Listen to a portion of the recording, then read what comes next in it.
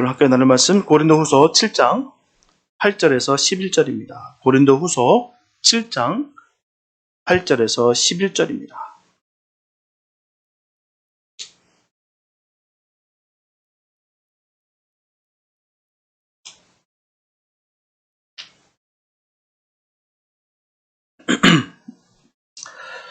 고린도후서 7장 8절에서 11절 말씀, 주님에게 한 말씀 공독해 올립니다. 그러므로 내가 편지로 너희를 근심하게 한 것을 후회하였으나 지금은 후회하지 아니함은 그 편지가 너희로 잠시만 근심하게 한 줄을 알미라. 내가 지금 기뻐함은 너희로 근심하게 한 까닭이 아니요 도리어 너희가 근심함으로 회개함에 이른 까닭이라. 너희가 하나님의 뜻대로 근심하게 된 것은 우리에게서 아무 해도 받지 않게 하려 함이라. 하나님의 뜻대로 하는 근심은 후회할 것이 없는 구원에 이르게 하는 회개를 이루는 것이요 세상 근심은 사망을 이루는 것이니라. 보라, 하나님의 뜻대로 하게 한 이 근심이 너희로 얼마나 간절하게 하며 얼마나 변명하게 하며 얼마나 분하게 하며 얼마나 두렵게 하며 얼마나 사모하게 하며 얼마나 열심 있게 하며 얼마나 벌하게 하였는가. 너희가 저 일에 대하여 1절 너희 자신의 깨끗함을 나타내었느니라. 아멘. 대개 사람들은 그렇습니다. 하기 좋은 일은 정말 잘합니다. 근데 반면에 하기 싫은 일은 정말 하기 싫어해요. 정말 피하고 싶으면, 할 수만 있다면 그 일 피하고 싶습니다. 안 하고 싶어요. 하지만 문제는 우리가 삶을 살아가다 보면 하기 싫은 일이 절반 이상이 나는 것입니다. 아니요. 때로는 하기 싫은 일이 70에서 80% 이상으로 이르기도 합니다. 그래서 하기 싫은 일을 해야 하는 것, 이것은 어쩌면 인간이 삶을 살아가는 데 있어서 반드시 거쳐야 될 매우 자연스러운 현상입니다. 근데 여기서 중요한 사실은 내가 너무 하기 싫어하는 일이라는 건 역설적으로 그 일이 내가 반드시 해야 하는 일이라는 거예요. 그게 문제입니다. 그냥 중요한 일이 아니면 되겠는데 내가 정말 하기 싫은 그 일, 정말 불편한 그 일이 내게 정말 필요한 그 일이라는 것입니다. 그러므로 때로는 하기 싫다는 건 반드시 해야 하는 일이라는 뜻이 된다는 사실을 우리는 잊지 말아야 됩니다. 예를 들면요, 피아니스트를 보면은 그들의 삶의 모습을 한번 보시기 바랍니다. 하루에 적어도 수시간 동안 연습해야 돼요. 그냥 건반을 몰라서도 아니고 내가 할 줄 다루지 못해서 아닙니다. 꾸준히 연습을 해야 돼요. 길게는 8시간, 12시간씩 연습할 때도 있습니다. 연주를 앞두고서 말이에요. 그리고 자신의 손가락이 완벽하게 건반과 하나가 되기 위해서는 될 때까지 끊임없이 연습합니다. 안 되는 부분 쪼개가지고 그 부분을 계속 해요. 옆에서 연습하는 거 들어보면 되게 짜증납니다. 같은 데를 계속 반복해요. 그냥 홀딩 그 음악을 전체 들으면 참 좋겠는데 그 부분만 계속 공략해서 연습합니다. 그 부분만. 왜요? 손가락이 돌아갈 때까지. 10번이면 10번 다 될 때까지. 한 번도 실수하면 안 됩니다. 다 될 때까지 그렇게 연습을 해요. 분명히 연습하지 않으면 반드시 표시가 난다는 것입니다. 성악도 마찬가지예요. 소리를 잘 내기 위해서는요, 호흡 연습과 발성 연습을 매일 해야 됩니다. 하루도 쉬시면 안 돼요. 아주 처절하게 해야 된다는 것입니다. 예전에 말씀 드렸나 싶은데 우리끼리 얘기해요. 하루를 연습 안 하면 내가 알고, 이틀을 연습 안 하면 객석이 알고, 3일째 연습 안 하면 때려쳐라.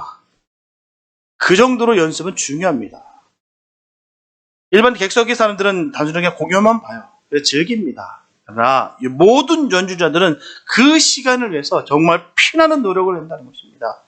하기 귀찮은 일이지만 연습 또 연습, 계속해서 연습을 해야 됩니다. 이것은 스포츠 역시 동일해요. 운동선수도 마찬가지입니다.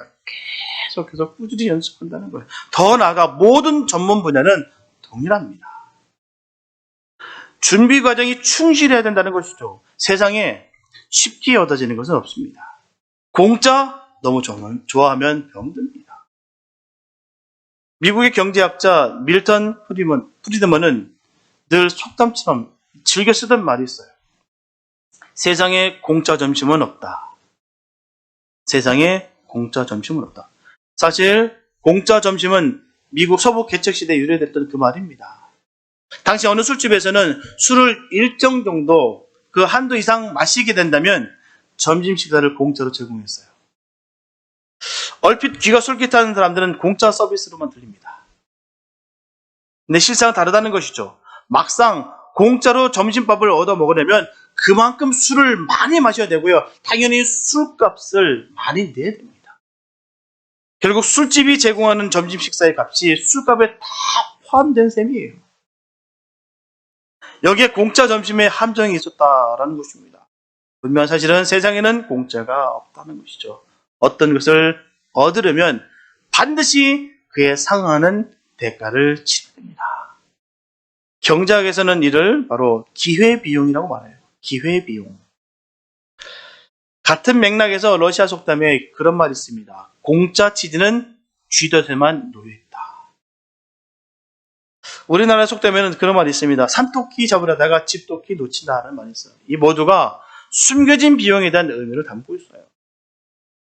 골로새서 3장 22절에 보면 종들아 모든 일에 육신의 상전인들에게 순종하되 사람을 기쁘게 하는 자와 같이 눈가림만 하지 말고 오직 주를 두려워하여 성실한 마음을 하라. 여기서 눈가림이라는 그 헬라어로 옵달로모 둘레이아는 눈 앞에서의 수고라는 그런 의미를 가지고 있어요. 눈 앞에서의 수고. 그래서 겉만 꾸며 남을 속이는 일을 말하는 것입니다. 이를테면요, 임시방편, 임기응변. 성경은 분명히 전하기를 성도는 눈가림으로 대강 덮어두고 지나가지 말라고 전하고 있습니다. 대충대충 하는 것이 아니고 그냥 절대로 유행을 바라면 안 된다는 거예요. 결국 나중에 남는 것은 후회뿐이다라는 것을 전하고 있습니다. 분명하게 후회는 이전의 잘못을 깨우치고 뉘우치는 것을 의미해요. 그마저 뉘우치고 깨닫지 못하면 후회도 없습니다. 뭘 모르기 때문에 그냥 뭐 좀 알게 될 때 후회가 남는 거예요. 실상 인간은 누구나 본질적으로 연약하기 때문에 무슨 일을 하든지 후회를 하기 마련입니다. 사람이 아무리 최선을 다한다 할지라도 여전히 미진한 부분이 있고 아쉬운 점이 남는 거예요. 그러나 사람이 후회가 없을 수 없다고 해서 단순하게 그냥 타성에 젖어서 뭐 그럴 수도 있지, 남들 다 그러는데 자포자기 하듯 하면 또한 실수를 당연시하면 모든 일을 그냥 후회로 끝나고 마는 것입니다. 오늘날 많은 사람들이 후회하는 인생을 살아가고 있어요. 그 이유가 뭡니까? 이런 자기 고유의 본분을 망각하기 때문입니다. 이삭의 아들 에사는 장자의 직분을 받았음에도 불구하고 그것에 대한 장자의 그 축복권에 대한 그 소중함을 망각했어요. 그래서 장자의 직분을 그 팥죽 그 한 그릇에 팔아서 먹었습니다. 그녀는 그 하나님의 축복을 영원히 상실했어요. 그리고 축복 대신에 저주를 받게 됩니다. 또한 삼손은 어떻습니까? 이스라엘의 가장 유능한 사사를 뽑을 때 우리 삼손을 뽑습니다. 정말 유능한 사사였어요. 그러나 그는 세격의 눈이 어두운 나머지 직분을 망각함으로 말미암아 비참한 최후를 맞았어요. 두 눈은 다 뽑히고요. 짐승과 같은 대우를 받게 됩니다. 그 최고의 사사였던 그 삼손의 말이에요. 결국 크게 후회하는 자가 되었다는 사실입니다. 그렇기 때문에 성도들은 하나님의 자녀로서 자신의 존귀한 신분을 늘 기억하며 그 신분에 합당한 삶을 삶으로 말미암아 후회 없는 삶을 살아야 될 줄 믿습니다. 그러기에 성도들은 그런 후회 없는 삶을 살기 위해서 늘 애쓰고 힘쓰는 곳에 있어야 되는 거예요. 멈춰서는 순간, 망각하는 그 순간 무너지게 됐다는 사실입니다. 특별히 성도는 영적인 부분에 대해서 세상 사람과 같은 마음을 가지고 있으면 절대로 안 됩니다. 달라야 돼요. 세상에서 살아가고 있기에 때로는 넘어질 수도 있고요. 또한 후회스러운 일들을 할 수도 있습니다.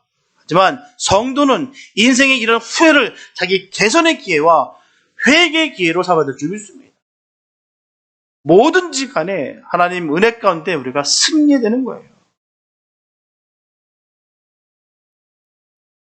다시 한번 기회로 삼아야 되는 것입니다. 내가 기회비용이 필요하다. 경제학자가 전했던 경제학 용어로 기회비용이 우리가 들듯이 우리가 모든 삶에 있어서 기회를 삼아야 되는 그런 복된 은혜가 우리에게 있어야 될 줄 믿습니다. 한두 번이실 수도 있고요. 많은 넘어짐도 있습니다. 그런데도 불구하고 그 가운데 넘어지고 쓰러지고 자포자기해서 완전히 끝나는 것이 아니라 그 가운데 하나님께서 주시는 그 기회를 부여잡고 다시 한번 도약하는 그런 복된 지혜가 우리에게 있게 되시길 축복합니다. 오늘은 성도로서 후회 없는 삶을 살기 위해서 어떻게 살아가는지를 우리 함께 살펴보면서 은혜를 나누겠습니다. 첫째, 성도는 하나님의 말씀에 순종해야 됩니다. 하나님의 말씀에 대한 준행 여부는 축복과 저주, 성공과 실패, 행복과 불행의 기준이 됩니다. 거기 있는 거예요. 성도에게 있어서 성도의 경우 하나님의 말씀에 따르느냐 안 따르느냐에 따라서 이렇게 갈라지는 거예요. 하나님은 아담과 언약을 맺으시고 그가 하나님의 말씀에 순종하기를 원하셨어요. 그 모든 것들, 막대한 그 권력을 다 주시면서 하나님 말씀에 순종하기를 원했습니다. 그러나 인류의 시조 아담은 어떻습니까? 이러한 하나님의 기회를, 그 기대를 다 저버리고 그의 말씀에 불순종했어요. 그때 하나님은 하와에게 잉태하는 고통과 함께 남편에게 다스림 받게 될 것을 명하셨고요. 아담에게는 일생토록 그 이마에 그 땀을 흘리지 않으면 먹을 수 없는 그런 삶을 살게 하셨습니다. 또한 땅은 저주를 받아서 엉겅퀴를 낼 것이며 사람은 필경 흘도록 돌아가리라 하셨어요. 그런 엄청난 사랑을 베푸셨고 기회를 주셨는데도 불구하고 하나님을 무시하는 결과 그렇게 되었다는 사실입니다. 그 불순종의 결과가 너무 참혹해요. 하나님으로부터 저주를 받아서 눈물과 근심이 없는 바로 이 에덴 동산에서 쫓겨나게 된 거예요. 반면에 노아는 어떻습니까?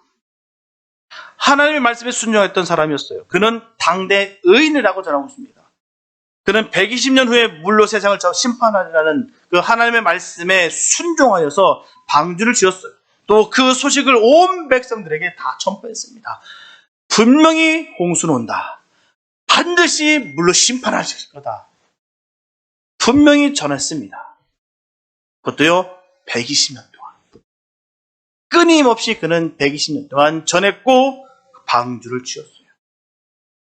그러나 사람들은 그의 말을 듣지 아니하고 믿지 않다가 모두 멸망되고 말았습니다. 하나님의 말씀을 순종치 않다가 멸망당한 후에 하는 인생의 대표적인 사례입니다. 본문 8절에서도 사도 바울은 그러므로 내가 편지로 너희를 근심하게 한 것을 후회하였으나 지금은 후회하지 아니하면 그 편지가 너희로 잠시만 근심하게 한 줄을 알미라.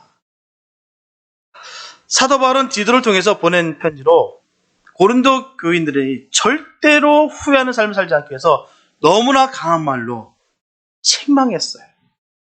그냥 사랑의 달콤한 위로의 편지가 아닙니다. 아주 날카롭게 신랄하게 하나님의 말씀을 전하는 거예요. 사도 바울은 디도를 통해서 그 편지를 그 고린도 교인들에게 보냈습니다. 그래서 사도 바울은 자신의 강한 편지에 대해서 잠시 고민했어요. 과연 이 편지를 받고 이 성도들이 어떻게 버틸 수 있을까? 하지만 장차 이루어질 심판의 후에도 돌이킬 수 없는 날이 반드시 온다는 것을 너무나 잘 알고 있었기 때문에 고민하지 않겠다고 전하고 있는 거예요. 참 말씀 증거할 때 보면 참 고민스러울 때가 참 많습니다. 사실 마찬가지 목사들 다 압니다. 달콤한 말이 무엇인지 신이 쓴 말씀이 무엇인지 잘 알아요.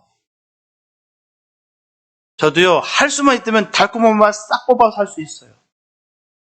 근데 결국 그건 절 속이는 일이고 그리고 하나님께서는 원치 않은 말씀입니다.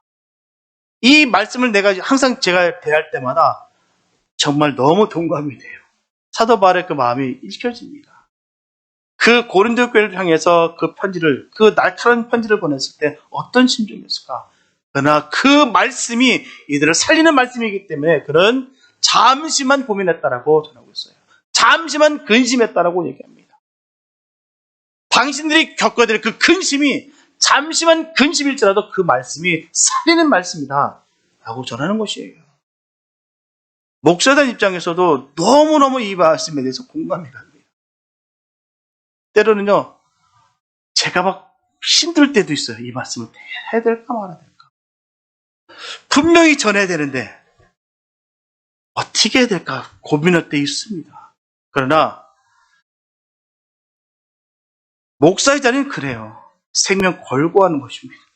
인기몰이 하려고 내가 삶을 유의하려고 단에 쓰는 거 아닙니다. 만약에 그렇다면 저는 직장인이죠. 그럴 바에는 더 편한 곳에서 돈을 버는 것이 편하겠죠.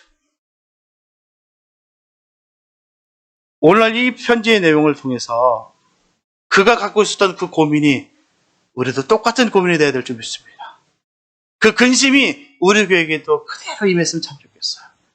분명 그 말씀이 근심이었지만 그 근심으로 말미암아 생명을 얻는 복된 축복이 임하시게 되시길 축복합니다. 말씀이 늘 부드럽고 말랑말랑한 그 말씀만 있는 것이 아니에요. 때로는 정말 목구멍이 툭 막혀가지고 안 넘어가는 그런 말씀이 얼마나 많은지 몰라요. 목사인 저도 그렇습니다. 항상 저는 말씀 준비할 때 그래요. 너는 할 수 있어? 그거와 싸움하면서 일주일 동안 고민하고 그렇습니다. 그 고민이 우리에게도 있게 되시기 바랍니다. 사도 바울이 품었던 그 고민과 근심과 그 교인들이 가졌던 그 근심이 우리에게도 있게 되시길 축복합니다. 그 근심을 뛰어넘어서 하나님으로부터 큰 축복을 받는 역사가 넘치게 되시길 축복합니다. 분명히 그 안에 축복이 있어요. 그렇다면 사도 바울이 특별히 우려했던 그 부분이 무엇이었을까요? 그들의 편지본에서 말입니다. 그래서 신앙생활 할 때 은혜를 받는 것보다 지키는 것이 더욱 어렵다는 것과 곳곳에 은혜 장애물과 실족하게 될 만한 것들이 너무나도 많다는 거예요. 안 그렇습니까, 여러분? 은혜 충만하다. 오늘 기도했는데 너무 좀 뜨거웠어. 근데 딱 처지를 딱 맞다는 순간 갑자기 확 다운되고 힘들고 갑자기 답답해지고 얼어지고 시험들 만한 것들이 얼마나 많은지 몰라요. 은혜를 받으면 받을수록 그 많은 일들이 더 벌어집니다. 고린도전서 10장 10절에서 12절 말씀 보게 되면 저희 중에 어떤 이들이 원망하다가 멸망시키는 자에게 멸망하였느니 너희는 저희와 같이 원망하지 말라. 저에게 당한 이런 일이 거울이 되고 또한 말세를 만난 우리의 경계로 기록하였느니라. 그런즉 선줄로 생각하는 자는 넘어질까 조심하라. 이건 누구에게도 다 해당되는 말씀입니다. 목사인 저에게도 하는 말씀이에요. 선줄로 믿었다간 그냥 꽈당 넘어집니다. 우리 언제나 넘어질까 조심해야 될 줄 믿습니다.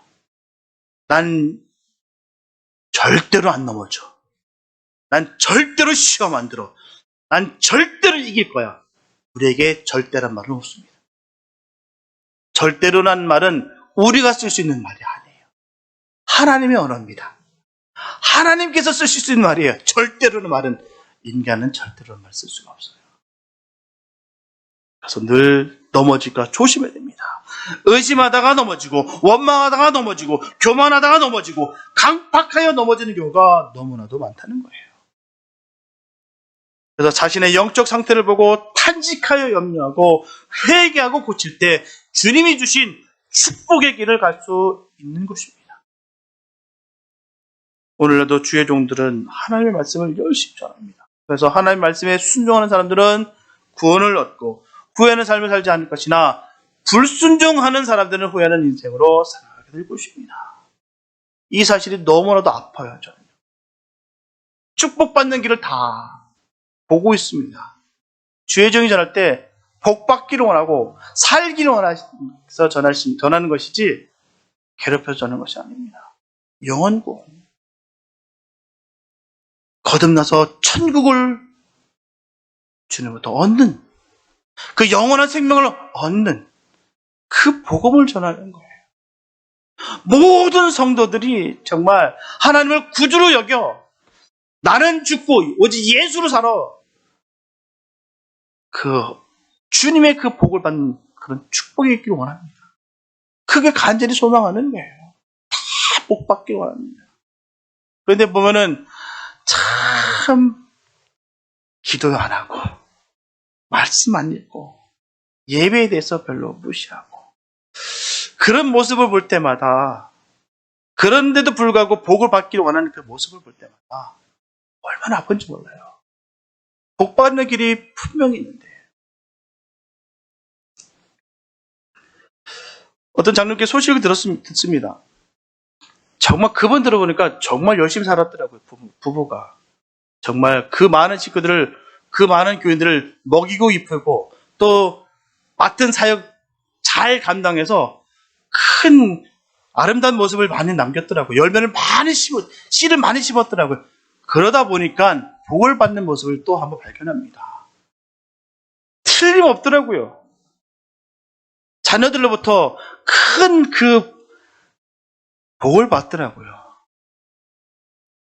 그거는 사람의 인력으로 할 수도 있는 것도 아닙니다. 우격다짐으로 내가 누른다고 될 수 있는 것도 아니에요. 삶의 뒷모습을 보니까 딱 나타나더라고요. 얼마나 아름답고 보기 좋던지요. 우리에게 기회가 있을 때 많은 좋은 씨 뿌리시기 바랍니다. 많은 주의 일을 감당하기 원합니다. 주님이 기뻐하는 일들을 하게 되면 주님은 반드시 그에 상응하는 복을 주십니다. 이건 제가 하는 말이 아니에요. 제가 원해서 줄 수 있고 뺏을 수 있는 일이 아닙니다. 주님께서 하시는 일이에요. 전 주님께 최선을 다해서 망한 사람 못 봤습니다. 앞으로도 그런 사람 없습니다. 정말 주신 사랑, 주신 은혜, 이 생명 감사해서 최선을 다하는 그 가정은, 그 사람은, 그 주님의 자녀는 반드시 주님으로부터 복을 받습니다. 전 기복신앙을 얘기하는 거 아니에요. 비나이다 세상 말로 그렇게 정화수 떠놓고 내가 복받기 위해서 내가 막 발버둥 치는 그 모습을 말하는 것이 아닙니다. 내게 생명 주심에 감사해서 정말 너무 감사가 넘쳐서 내가 할 수 있는 그 사역 가운데 하나님께 넘치는 복을 주신다는 거예요. 내가 마땅히 하는데도 불구하고 주님께서 주신 이 놀라운 복을 받는 역사가 우리 삶 가운데 넘치게 되시기를 축복합니다. 그거예요. 순종하면 주님부터 은혜와 복을 받고, 불순종하면 후회하는 인생으로 살아가게 되어 있습니다. 틀림없는 사실이에요. 진리입니다. 마태복음 22장 13절에 보면 임금이 사환들에게 말하되 그 수족을 결박하여 바깥 어둠에 내어 던지라. 거기서 슬피 울며 이를 갈미 있으리라. 무시무시한 말씀이에요. 이처럼 반드시 슬피 울며 이를 갈미 있을 것이다라는 거예요. 여기서 슬피 우는 것은 회한의 눈물입니다. 기쁨의 눈물이 아니라 회한의 눈물. 바로 땅을 치며 후회하는 눈물입니다. 그러나 이제는 어쩔 도리가 없다는 거예요. 다시 한번 그 영내 버림받게 되면 다시 돌이킬 수 없다는 거예요. 구원의 문은 닫혀지고 하나님의 심판은 번복될 수가 없습니다. 이게 엄미하고 무서운 말씀이에요. 분명히 하나님의 말씀을 거절한 결과는 영원히 얻은 곳에서 엄청난 군의 눈물을 흘려야 할 날이 곧 닥칠 것입니다. 꼭 명심하시기 바랍니다. 이 말씀은 진리입니다. 번복되지 않아요. 우리가 기회 있을 때, 지금 시간이 남았을 때 주님 편에 바로 서시기 바랍니다. 저분들은 하나님의 말씀을 거절하여 결코 후회할 일들이 생기지 않도록 해야 될 줄 믿습니다. 우리 모두는 영원한 어두운 곳에서 고뇌의 눈물을 흘릴 것이 아니라 영원한 주님의 나라에서 감격한 기쁨의 눈물을 흘리게 되시기를 예수님의 이름으로 축복합니다. 둘째, 성도는 주님의 몸된 교회를 사랑해야 됩니다. 성도는 먼저 하나님을 사랑해야 되고요. 성도를 서로 사랑해야 됩니다. 뿐만 아니라 교회를 사랑해야 됩니다. 그렇기 때문에 우리는 교회를 위하여 근심할 줄 알아야 됩니다. 여기서 근심이라는 헬라어는 리페오는 동사로서 고통하다, 슬퍼하다라는 뜻을 가지고 있어요. 사도 바울의 서신서를 보게 되면 어느 것보다도 모든 교회를 위해서 근심한다라고 했어요. 오늘 본문에서도 사도 바울 자신이 하나님의 교회를 위해서 근심한다고 전하였습니다. 이처럼 진실된 정도라면 자기의 집안 살림 못지않게 주님의 피로 사신 몸된 교회를 위해서 근심해야 될 줄 믿습니다. 분명히 교회를 사랑하는 것은 주님을 사랑하는 거예요. 그 이유가 명확합니다. 왜요? 주님께서 교회를 사랑하시고요. 주님께서 머리가 되기 때문이에요. 그렇지 않으면 사랑할 큰 이유가 없습니다. 주님이 몸된 교회입니다. 그래서 우리가 사랑하는 거예요. 단순히 목회자를 위해서라든지 아니면 권력을 위해서가 절대로 아닙니다. 주님을 위해서 교회를 사랑하는 것이 마땅합니다. 그러므로 교회를 위해 근심하며 기도하며 봉사할 줄 모르면 아직 진실한 성도가 아니에요. 분명하게 교회는 죽은 영혼을 살리는 것입니다. 하나님께서 피값으로 사시는 것이에요. 수많은 사람을 천국으로 인도하며 사람들을 변화시켜 주님 주시는 복을 받게 하는 것이 교회입니다. 그래서 우리가 사랑해야 되는 거예요. 의도를 갖고 하는 것이 아니라 계산적인 것이 아니라 주님이 그것을 바라보고 계시기 때문에 주님이 그것을 원하시기 때문에 그래서 우리는 교회를 사랑하는 것입니다. 이상하게도요. 일이 보이는 분들이 있어요. 일들이 보여요, 교회에. 근데요, 보이는 것까지 다 볼 수도 있어요. 그런데 보고 저건 나에게 허락하신 일이다라고 보시는 분이 있고요. 저 일을 보고도 불평하시는 분이 있습니다. 불평하는 것은요, 못 본 겁니다. 나에게 왜 보여주셨을까를 생각할 때, 주님이 나를 왜 이렇게 보여주실까 할 때, 나에게 허락하셨구나. 그런 복 있는 눈이 되시기 바랍니다. 억지로 하라고 강요하는 것이 아니라 볼 때마다 내 마음이 부담스럽고 볼 때마다 저희를 내가 해야 될 텐데 그런 마음 품는 역사가 있게 되시길 축복합니다. 그로 인해서 내가 생각지도 못한 그 아름다운 그 복들이 주님으로부터 쏟아져 부어되시기를 예수 이름으로 축복합니다. 나라도 막 복 주고 싶어요. 주님 기뻐하는 일 하는 모습 보면요. 얼마나 이쁘고 아름답지요. 주님은 똑같으실 것이라 믿습니다. 그러니 우리는 손해가 아니에요. 누가 하서도 아니고 보이니까 나에게 허락하셨구나를 볼 수 있는 그런 복 있는 눈이 되시길 축복합니다. 우리 모든 성도들은 그랬으면 참 좋겠어요. 건물 때문에 이거로 인해서 가래가 아니라 정말 하나님께서 우리에게 허락하신 우리 교회이기 때문에 주님께서 몸된 교회이기 때문에 피값으로 사셨기 때문에 우리가 사랑하는 그런 역사가 있게 되시길 축복합니다. 그래서 교회의 가족이 되는 것, 섬기는 것, 근심하는 것은 참으로 복된 것입니다. 로마서 9장 1절에서 3절에서 사도 바울은 전합니다. 내가 그리스도 안에서 참말을 하고 거짓말을 아니하노라. 내가 큰 근심이 있는 것과 마음에 그치지 않는 고통이 있는 것은 내 양심이 성령 안에서 나로 더불어 증거하노니 나의 형제 곧 고륙 친척을 위하여 내 자신이 저주를 받아 그리스도에게서 끊어질지라도 원하는 바로다. 그의 단호함과 각오가 다 묻어져 있습니다. 이 말씀에서 나는 참말만 해. 난 거짓말 안 해. 그래서 그 말을 꺼냅니다. 내가 저주를 받는 그리스도에서 끊어진지라도 저주를 받아서 그래도 나는 주의 일을 내 형제 고려 친척을 위해서 내가 영혼구원을 위해서 내가 생명을 다한다. 내가 주를 위해서 최선을 다한다. 너무나 멋진 출사표관인지 모릅니다. 사도 바울은 자신의 형편에 처한 상황에 근심이 아니라 성령의 크신 역사 안에서 교회를 위해 큰 근심이 있다고 했어요. 우리에게 가정이 있듯이 성도에게도 신앙의 마음을 두는 자기 교회가 있어야 됩니다. 성도에게는 내 목자, 내 교회, 내 성도, 내 사명이 있어야 될 줄 믿습니다. 땅 위에 어느 성도일지라도 완전할 수는 없으나 하지만 그곳에 몸담아 충성을 다하면 그 신앙은 바르게 성장하고 하나님의 축복과 상급을 받게 됩니다. 틀림없는 사실이에요. 주님께서 말씀하셨기 때문에 상급은 있습니다. 우리가 알 수 없는 상급이에요. 그래서 교회에서 머리 대신 주님 안에서 한 몸을 이루어질 줄 믿습니다. 성도는 교회를 통해 복받기 때문에 잘 되도록 협력하고 기도해야 돼요. 이것이 바로 성도의 본분입니다. 사람이 본분을 잃어버리는 것만큼 어리석은 것도 없습니다. 저와 여러분들은 본분을 잃어버리지 마시고 후회 없는 주님을 향한 교회 사랑으로 충성된 종이라는 이름을 얻게 되시기를 예수님의 이름으로 축복합니다. 셋째, 성도는 회개의 기회를 잃어버리면 안 됩니다. 그렇다면 도대체 인생의 수많은 후회들이 왜 오는 걸까요? 대부분이 시간을 낭비하는 데서 오는 경우가 참 많습니다. 그럴걸. 그때 그랬으면 좋았을 껄껄껄 하다 끝나는 경우가 얼마나인지 몰라요. 그럴걸. 다 지나고 말입니다. 그래서 후회가 오는 거예요.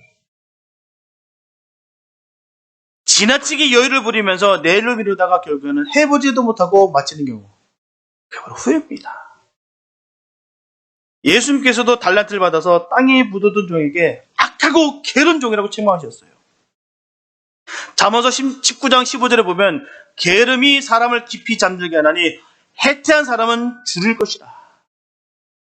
만약에 육적인 문제를 위해서는 부지런하고 열심인데 신앙생활에 있어서는 태만하다고 하는 것은 더 큰 문제가 오는 거예요.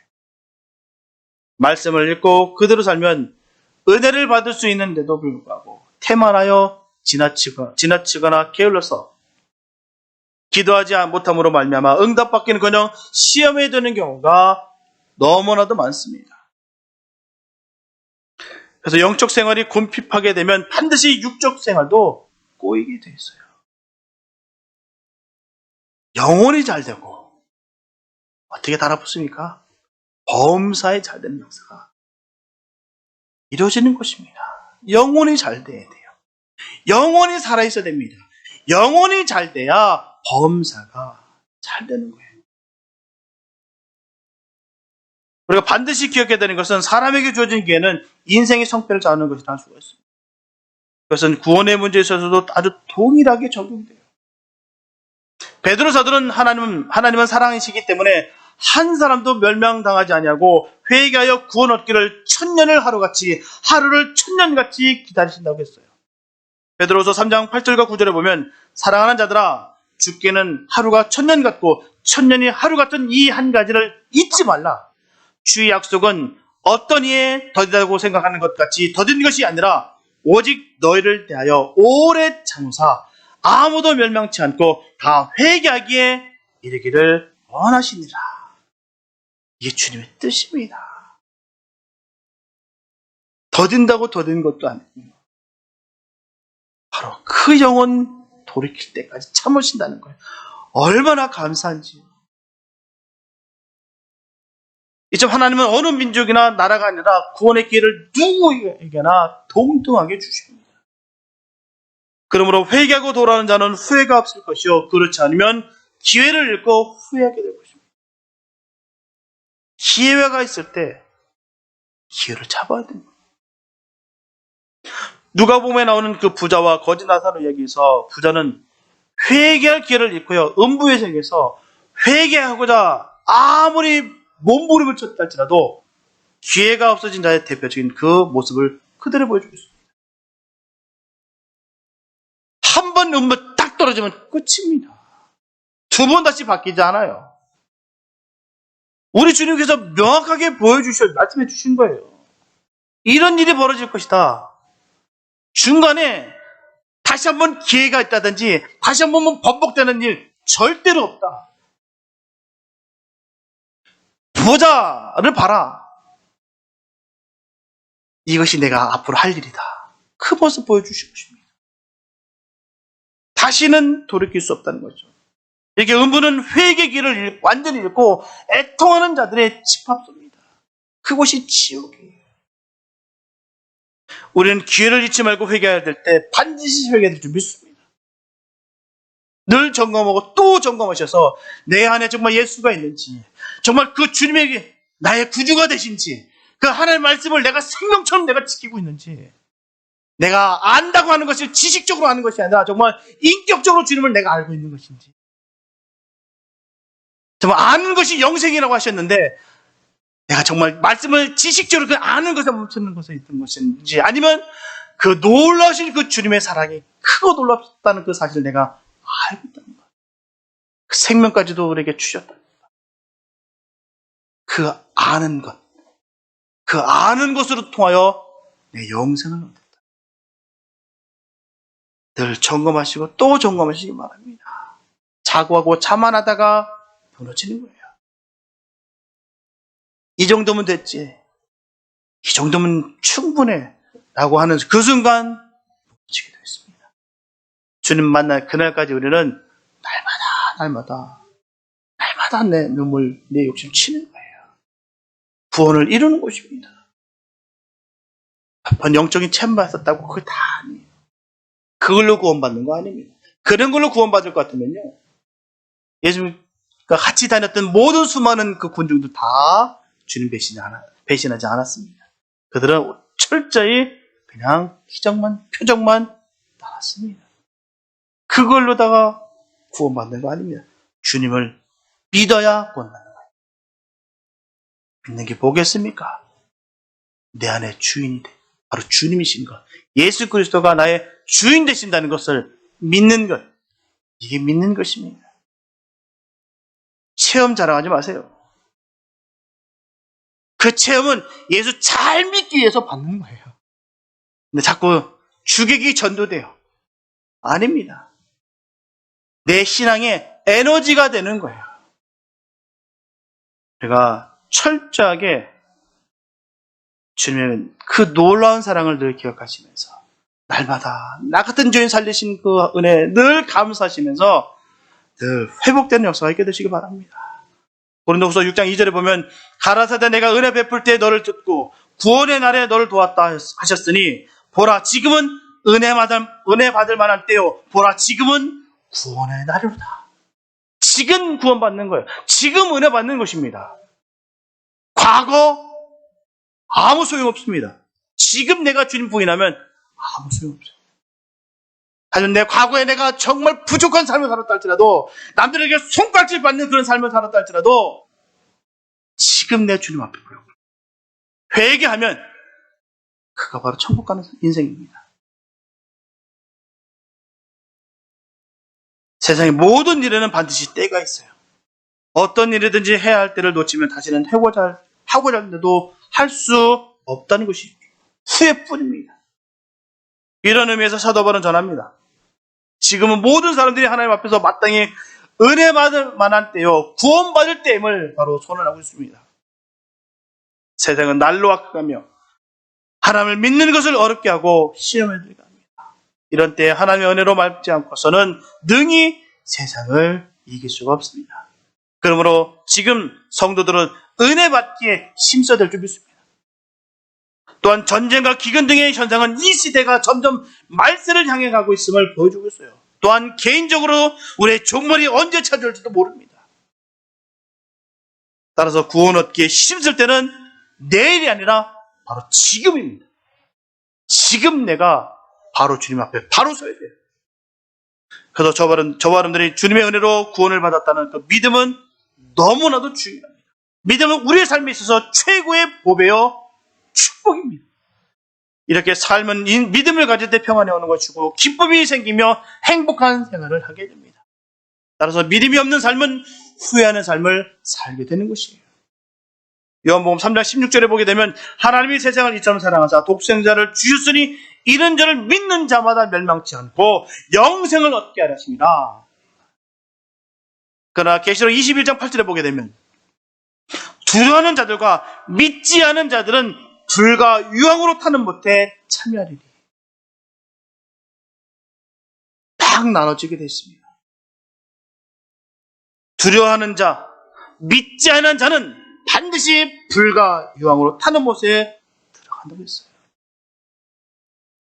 분명히 주님은 세상을 어떻게 해요?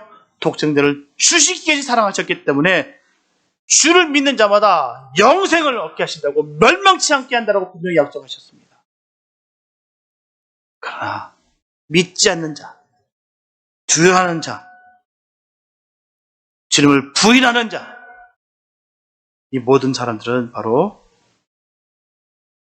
타는 못에 들어간다는 거예요. 분명히 믿음이 없는 자는 천국에 갈 수 없으며 영원한 후회에 빠지게 되는 것입니다. 우리가 후회 없는 삶을 원한다면 하나님의 말씀에 반드시 순종해야 될 줄 믿습니다. 그 말씀대로 살아야 될 줄 믿습니다. 그래서 하나님께서 그토록 사랑하시는 성도를 사랑하고 교회를 사랑하고 최선을 다해서 주의 뜻을 이루어드리는 하나님의 자녀들이 되어야 될 줄 믿습니다. 그러므로 주님과 함께 맡은 사명 잘 감당해서 주님께서 주시는 엄청난 그 축복을 받고 생명을 공급받아서 승리하는 복된 우리 모두가 되시기를 예수 이름으로 축복합니다.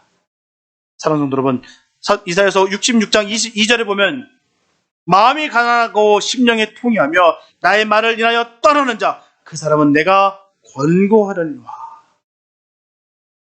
이처럼 진리를 깨달으려고 애쓰는 자, 곧 심령이 가난한 자, 생명을 얻으려고 하나님께 가까이 하는 자들이 하나님의 뜻대로 하는 근심을 하는 자라고 분명히 말씀하고 있어요. 세상의 것에 근심하는 것은 결국 후회만 남게 됩니다. 아무것도 얻는 것이 없어요. 잘 살기 위한 근심만 하는 것이 아니라 바르게 살기 위해서 생명 다해 근심해야 될 줄 믿습니다. 자아를 이루기 위해서 근심하기보다는 내 자아를 깨뜨리기 위해서 근심해야 될 줄 믿습니다. 분명한 것은 세상 근심에서 자유를 얻는 길은 하나님께서 허락하신 그 근심을 하는 거예요. 하나님의 일을 위하여, 후회 없는 삶을 위하여 이렇게 사도 바울처럼 고린도 교회 성도들처럼 근심하여서 하나님의 긍휼을 입는, 하나님의 도움을 입는, 하나님께서 인생을 책임져 주시는 이런 삶을 살게 되시기를 예수 이름으로 축복합니다. 우리는 날마다 나의 부족한 것을 늘 아파하고 주님께서 그런데도 불구하고 날 사랑하시는 그 은혜 가운데 늘 승리하게 되시기를 축복합니다. 내가 잘나고 내가 똑똑하고 내가 능력이 있어서 내가 천국 가는 것이 아니라 도저히 천국 갈 수 없는 막장 인생이었으나 하나님께서 나를 건져내 주시고 자녀 삼아 주셨기 때문에 그 보혈의 능력으로 말미암아 우리가 천국 가는 것을 늘 기억하시면서 감사하시면서 늘 겸손하게 주의 말씀 순종하시며 승리하시게 되시길 축복합니다. 그런 사람들이 주님의 자녀입니다. 내가 잘났고 나는 다 안다 생각하는 것, 내가 주님을 다 안다고 믿는 것, 다 거기서 무너지는 것입니다. 날마다 주님을 사모하고 날마다 주신 그 은혜의 말씀을 쳐줘서 부족한 나를 건지신 그 하나님의 늘 감사하며 살아가는 것, 이것이 바로 주님의 자녀의 모습입니다. 정말 믿음의 자녀들은 지금 나는 모릅니다. 나는 부족합니다.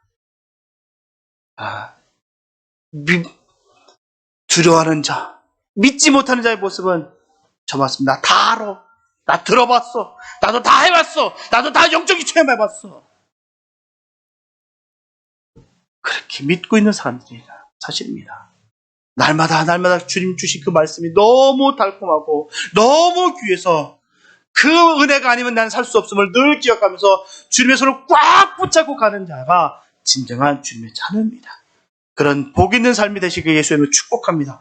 그래서 저들은 주님께서 원하시는 그 거룩한 근심을 통해서 우리의 신앙이 성숙되어지고 우리의 성숙한 신앙과 삶을 통해서 후회 없고 하나님께 영광이 되는 아름답고 복된 하나님의 자녀로 살아갈 수 있게 되시기를 예수님의 이름으로 축원합니다. 기도합니다. 사랑하는 주님 감사합니다. 아버지, 정말 주님의 귀한 복음의 말씀을 듣고 늘 감사하며 도전하며 믿음을 행진할 수 있는 복된 우리가 되게 하여 주시옵소서. 자고하지 않게 도와주시고 늘 겸손하게 주신 말씀에 늘 감화받으며 하나님께서 이끄시는 대로 달려갈 수 있도록 인도하여 주시옵소서. 늘 날마다 새롭게 원합니다. 주여 영광이 늘 우리 삶 가운데 이루어지게 하여 주시고 주님께서 늘 복된 길을 걷게 하여 인도하여 주실 줄 믿습니다. 주님 감사로 그 길을 걸어갈 수 있도록 은혜 베풀어 주시옵소서. 은혜를 더하여 주시고 영역의 영능을 더하여 주셔서 이 험난하고 험한 이 세상 주님 늘 주님 사랑한 그 사랑 기억하면서 믿음으로 달려갈 수 있는 복된 주님의 자녀들 되게 하여 주시옵소서. 주께서 불꽃 같은 눈으로 늘 지켜주시고 어느 누구도 손대지 못하도록 주님의 의로운 손으로 막아주시고 승리케 해주심을 간절히 믿사옵고 우리를 구원하신 예수님의 이름으로 기도했습니다.